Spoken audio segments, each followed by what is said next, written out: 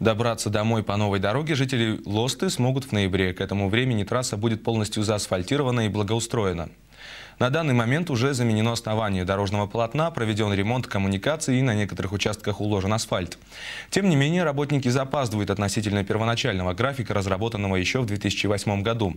Как сообщили в департаменте городского хозяйства, срок сдачи объекта был изменен. Дело в том, что Северная железная дорога провела ряд коммуникационных работ, не учтенных старым проектом. Из-за этого срочно был спроектирован новый план, в который вошли обязательные работы по замене коммуникаций.